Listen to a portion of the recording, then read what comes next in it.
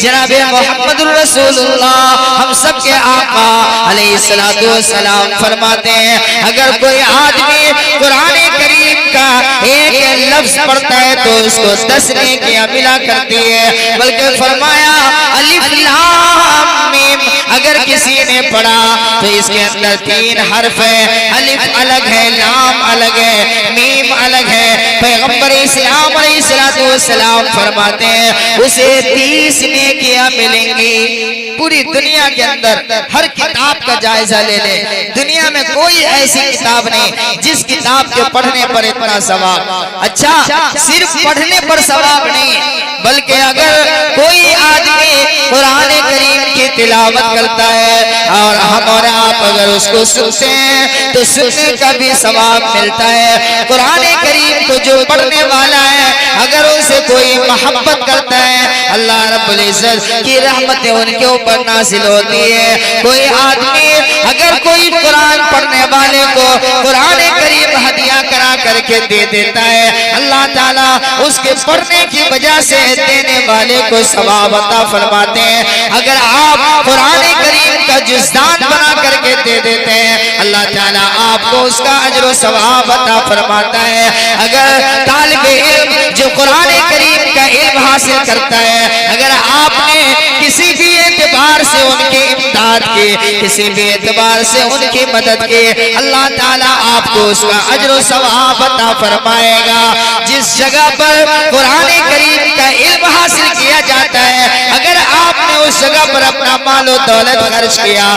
تو یاد رکھیے آپ کا نام و نشان ختم ہو جائے گا، دنیا سے چلے جائیں گے، قبر کے اندر چلے جائیں گے، لیکن پھر بھی جب تک اس جگہ کے اوپر جس جگہ کو آپ نے منتخب کیا ہے قرآن کریم کی تعلیم کے لیے آپ قبر کے اندر جا چکے ہیں، جب تک قرآن کریم کی تعلیم اس جگہ پر ہوتی رہے گی آپ کے نام اعمال میں اجر و ثواب پہنچتا رہے گا۔ میرے بزرگوں ذرا غور کرو،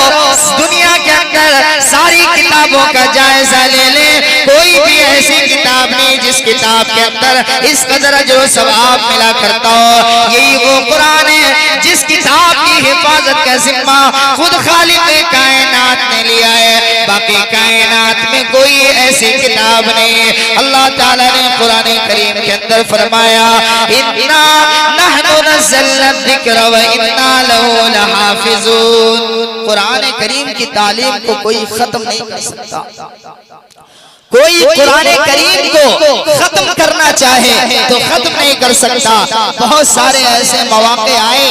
دشمنوں نے چاہا کہ قرآن کریم کو ختم کر دیا جائے، لیکن اس وقت کے علماء نے بتلایا کہ تم قرآن کے صفحات کو ختم کرنے کی کوشش کر رہے ہو، قرآن کے اوراق کو جلانے کی کوشش کر رہے ہو۔ یاد رکھو قرآن کے اوراق کو جلایا جا سکتا ہے لیکن وہ قرآن جو سینوں کے اندر نقش ہو چکا ہے تم اس کو کیسے جلاؤ گے؟ میرے بزرگوں ذرا غور کریں، اللہ رب العزت نے دنیا کے اندر صرف اور صرف یہی کتاب یعنی قرآن کریم ہی ایک ایسی کتاب جس کتاب کی حفاظت کا ذمہ خود خالق کائنات نے لیا اور فرمایا اِنَّا نَحْنُ نَزَّلْنَا الذِّكْرَ وَإِنَّا لَهُ لَحَافِظُونَ۔ اے لوگوں ایک ایسا ملک جس ملک کے اندر یہ پابندی لگا دی گئی ہے کہ قرآن کریم کا علم قرآن کریم کی تعلیم نہیں دی جا سکتی، جس ملک کے اندر مسجد کے اندر جانے پر پابندی ہے، مسجد کے دروازے کے اوپر تالے لگوائے گئے ہیں، جس ملک کے اندر اللہ اکبر کی آواز بلند نہیں کی جا سکتی، جس ملک کے اندر مسلمانوں کے جو خاص کلمات ہیں یعنی سبحان اللہ، جزاک اللہ، بسم اللہ کچھ بھی نہیں کہہ سکتے، سارے کے سارے الفاظ کے اوپر پابندی عائد کی گئی ہے، لیکن میرے بزرگوں اس جگہ پر بھی اللہ کے قرآن کو بھلایا نہیں گیا، اس جگہ پر بھی اللہ کے قرآن کی تعلیم کو رکا نہیں جا سکتا۔ میرے بزرگوں حضرت پیر ذوالفقار احمد نقشبندی دامت برکاتہ نے اپنی کتاب کے اندر لکھا ہے حضرت پیر ذوالفقار احمد نقشبندی بہت بڑے عالم دین، علماء جانتے ہیں، انہوں نے اپنی کتاب میں لکھا ہے کہ میں ایک ایسے ملک میں گیا جہاں پر پابندی تھی، تو میں مسجد کے دروازے کا تالا کھلوایا اور اس میں اپنے ایک ساتھی سے کہا کہ تم اذان دو۔ انہوں نے اذان دیا، اذان دینے کے بعد میں نے نماز پڑھی۔ جب میں باہر نکلا تو دیکھا کہ مسجد کے دروازے کے پاس بہت سارے لوگ کھڑے ہیں، سارے مسلمان کھڑے ہیں، اور ان لوگوں نے مجھے لے کر اپنے گھر میں گئے۔ وہ کہتے ہیں کہ مجھے ایک ایسے گھر کے اندر لے جایا گیا جس کے اندر ایک سرنگ سا بنا ہوا ہے۔ کہتے ہیں مجھے اندر لے جایا گیا اور کہنے لگے حضرت آپ لوگ باہر ملک سے تشریف لائے، 72 سالوں کے بعد آج ہم نے اللہ اکبر کی صدا کو سنے، اللہ اکبر کی آواز ہمارے کانوں سے ٹکرائے، یعنی میرے یہاں اذان کے اوپر بھی پابندی عائد کی گئی ہے۔ اب حضرت کہتے ہیں کہ یہاں قرآن کریم کی تعلیم کا کیا حال ہے؟ تو اس میں ایک بوڑھے موجود ہے، وہ بوڑھے کہتے ہیں کہ ہمارے یہاں قرآن کریم کی تعلیم دی جاتی ہے لیکن کسی کو خبر بھی نہیں ہوتی، اسی کے اندر ہم بچوں کو بلواتے ہیں، اور بچوں کو جو بلایا جاتا ہے وہ سلائی کے نام پر کہ لائیں آپ اپنے بچوں کو، ہم انہیں سلائی سکھلائیں گے۔ سلائی کے بہانے بچے آ رہے ہیں، سلائی بھی سیکھ رہے ہیں، اور روزانہ قرآن کریم کی کچھ آیتیں یاد کرائی جاتی ہے۔ حضرت پیر ذوالفقار احمد نقشبندی نے اپنے جیب سے قرآن کریم کو نکالا، اور اس کے بعد ایک چھوٹا سا بچہ سامنے حافظ قرآن موجود ہے، ان کے ہاتھ میں دیا گیا، لو بابو ذرا قرآن کریم کی تلاوت کرو۔ وہ بچہ قرآن کے صفحات کو دیکھ رہا ہے، کبھی حضرت کے چہرے کو دیکھ رہا ہے۔ کہنے لگے کیا بات ہے بھائی، آپ تو حافظ قرآن ہیں، قرآن پڑھیں۔ تو وہ بچہ خاموش ہے، ان کے جو بوڑھے استاد ہیں وہ کہنے لگے حضرت یہ میرا بچہ پہلی مرتبہ قرآن کریم کے صفحات کو دیکھا ہے، انہیں کیا پتا کہ قرآن کریم کے اندر کیا لکھا ہوا ہے۔ یہاں تو قرآن کریم کے اوراق اگر کسی کے گھر میں مل جائے تو انہیں سخت سے سخت سزا دی جاتی ہے، ہم تو انہیں بس بغیر قرآن کریم کے زبانی یاد کراتے ہیں۔ ہم لوگ اس ملک میں کئی حفاظ ہیں جو اپنی اپنی جگہ پر زبانی قرآن یاد کراتے ہیں، آپ پوچھئے ان بچوں سے، یہ بچہ آپ کو بتلائے گا۔ چنانچہ حضرت قرآن کریم کی مختلف آیتیں مختلف جگہوں سے پوچھتے ہیں، وہ بچہ فر جواب دیتا چلا جاتا ہے۔ میرے بزرگوں ذرا غور کریں، آخر یہ کیا وجہ ہے، یہ کیا ماجرا ہے؟ یہ اللہ رب العزت نے جو قرآن کریم کے اندر فرمایا وَلَقَدْ يَسَّرْنَا الْقُرْآنَ لِلذِّكْرِ فَهَلْ مِن مُدَّكِرٍ، کہ ہم نے آسان کر دیا ہے قرآن کریم کو، لِلذِّكْرِ فَهَلْ مِن مُدَّكِرٍ، یعنی جو پڑھنے والا ہے، جو قرآن کا علم حاصل کرنے والا ہے، ہم ان لوگوں کے لیے قرآن کو آسان بنائیں۔ لیکن آج ہم لوگ قرآن سے اس قدر دور ہیں،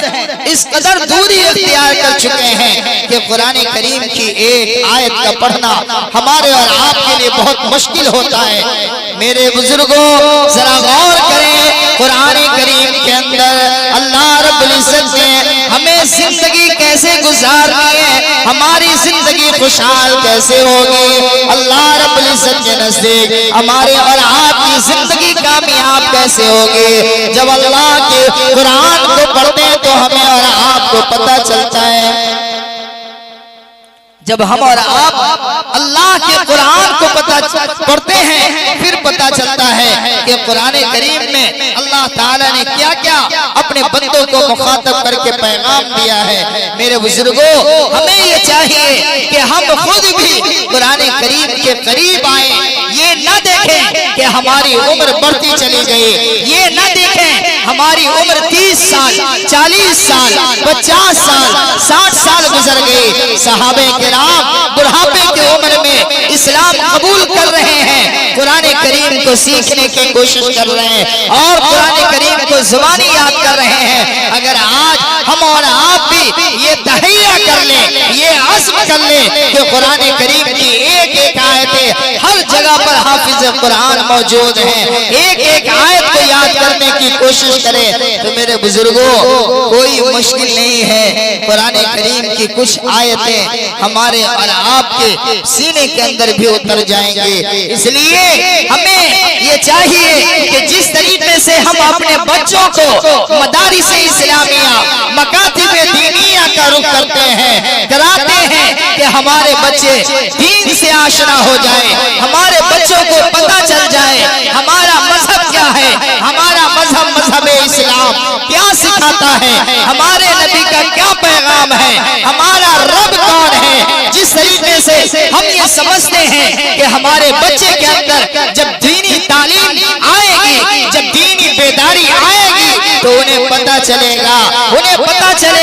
ماں باپ کا کیا حق ہے، بھائی بہن کے کیا حقوق ہے، شوہر بیوی کا کیا حق ہے۔ میرے بزرگوں تو اسی طریقے سے ضروری ہے کہ ہم اپنے بچوں کو بھی بھیجیں اور خود بھی حافظ قرآن اگر ہمارے پاس عالم دین موجود ہیں، امام صاحب موجود ہیں، ہم ان کے قریب جائیں اور ان سے اپنا تعلق مضبوط کریں، ان سے اپنا رشتہ مضبوط رکھیں اور ان سے کچھ نہ کچھ سیکھنے کی کوشش کریں۔ دعا کیجئے اللہ رب العزت سے اللہ تعالی ہم تمام کو سننے سے زیادہ عمل کی توفیق مرحمت فرمائے۔ وآخر دعوانا ان الحمدللہ رب العالمین۔